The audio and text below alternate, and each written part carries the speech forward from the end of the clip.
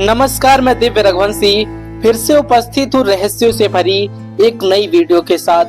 प्राचीन समय में जब मंदिरों का निर्माण किया जाता था, तब खगोल विज्ञान और वास्तुकला का विशेष ध्यान रखा जाता था।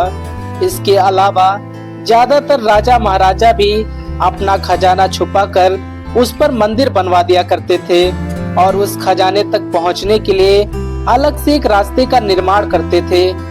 लेकिन कुछ ऐसे मंदिर भी हैं जिनका इन चीजों से कोई वास्ता ही नहीं है। हम आपको आज की इस वीडियो में एक ऐसे मंदिर के बारे में बताएंगे जहां दिन में तो हमेशा भीड़ लगी रहती है, लेकिन सूरज ढलने के साथ ही लोग इस मंदिर को छोड़कर जाने लगते हैं। कहा जाता है कि इस मंदिर में रात को रुककर जिसने भी मंदिर के रहस्य को जानने की कोशिश की, वो आज तक कभी जीवित नहीं बचा।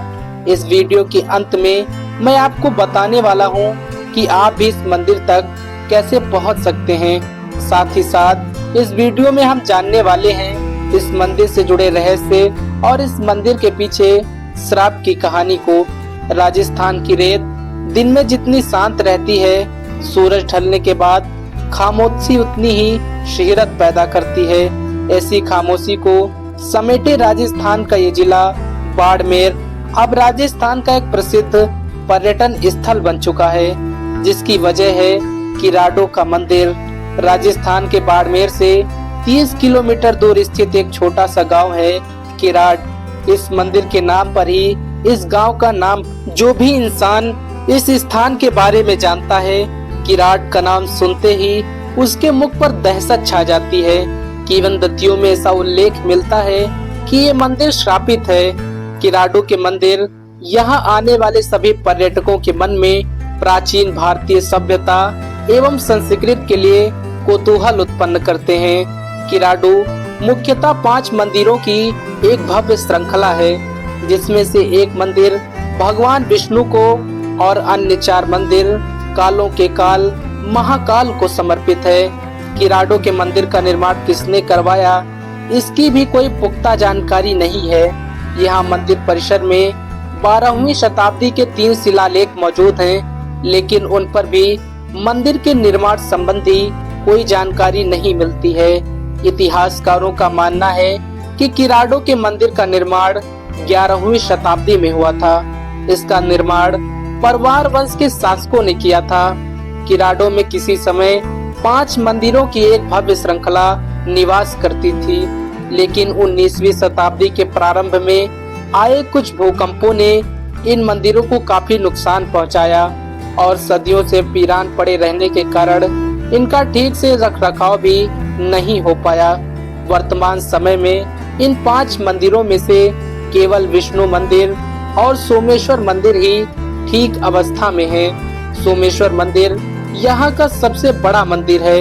ऐसी मान्यता है कि विष्णु मंदिर से ही यहाँ की स्थापत्य कला की शुरुआत हुई थी। पत्थरों पर उत्कीर्ण चिन्ह और कलाकृतियाँ अपने अतीत की गौरवशाली गाथाओं को कहती नजर आती हैं। खंडहरों के बीचों बीच बने इस मंदिर की कलाकृति उस समय के कारीगरों की कुशलता की गवाही देती है। यहाँ मंदिर पर उत्कीर्ण मूर्तियाँ शांत होने के बावजूद भी ऐसा लगता है कि आपको उनके वजूद का अनुभव करा रही है। भगवान शिव को समर्पित सोमेश्वर मंदिर भीतर से देखने पर दक्षिण के मीनाक्षी मंदिर की समान प्रतीत होता है, और वहीं इसका बाहरी आवरण खजुराहों की मंदिरों का आभास कराता है। मंदिर के अंदर बना भगवान शिव का मंडप सबसे शानदार है। किराडो श्रृंखला का दूसरा मंदिर भगवान विष्णु को समर्पित है। ये मंदिर सोमेश्वर मंदिर से छोटा है, परंतु स्थापत्य और कलात्मक दृष्टि से काफी संपन्न है। इसके अतिरिक्त किराडो के अन्य 3 मंदिर खंडहर बन चुके हैं, परंतु उनके दर्शन करना भी सौभाग्य की बात है। यदि सरकार किराडो मंदिरों पर विशेष ध्यान दे, तो यह मंदिर अपने आप में एक प्रमुख पर्यटन स्थल के रूप में दुनिया भर के सामने आ सकता। अब बात करते हैं उस श्राप के बारे में जिससे ये मंदिर वीरान हो गया और आज तक खंडहर बना हुआ है। 11वीं और 12वीं शताब्दी में परमार वंश के शासकों के नेतृत्व में ये मंदिर बेहद ही धनवान और वैभवशाली हुआ करते थे। परंतु 13वीं शताब्दी में क्रूर तुर्क लुटेरों ने इस मंदिर को और इसके आसपास के क्षेत्र को बहुत बुरी तरीके से लूटा। लेकिन क्षेत्रीय लोगों की बातों पर अगर विश्वास करें तो ये कहानी कुछ और ही नजर आती है। वो एक श्राप की बात करते हैं, एक ऐसा श्राप जिसने इस मंदिर को पूरी तरह से वीरान बना दिया। माना जाता है कि मंदिर पर और आसपास के क्षेत्र पर एक साधु का श्राप लगा है। ये लगभग 900 साल पहले की बात है, जब यहाँ परमार वंश के शासकों का शासन हुआ करता था। इस शहर में एक दिन सिद्ध संत ने डेरा डाला। कुछ दिन रहने के बाद वो संत तीर्थ भ्रमण पर निकल गए और उन्होंने अपने शिष्यों को स्थानीय लोगों के भरोसे छोड़ दिया।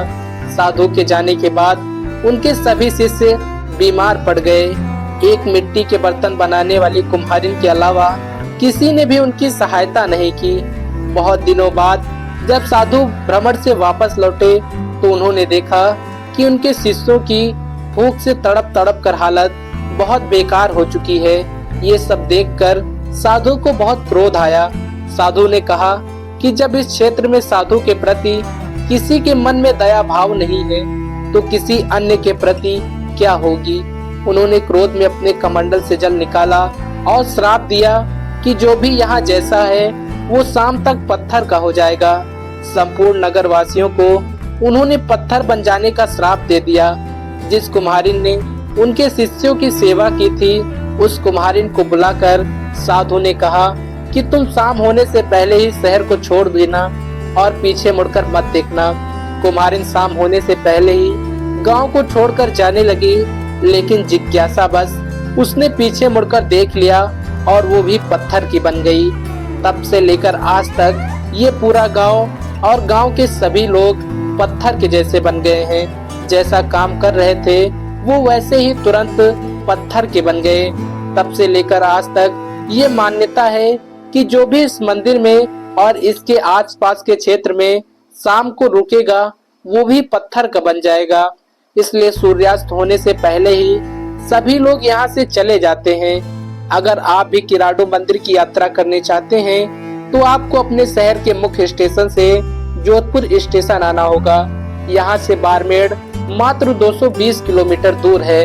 आप यहाँ से बस से या टैक्सी के माध्यम से बारमेड़ पहुँच सकते हैं। दोस्तों, आपको ये जानकारी कैसी लगी कमेंट बॉक्स में जरूर बताएं।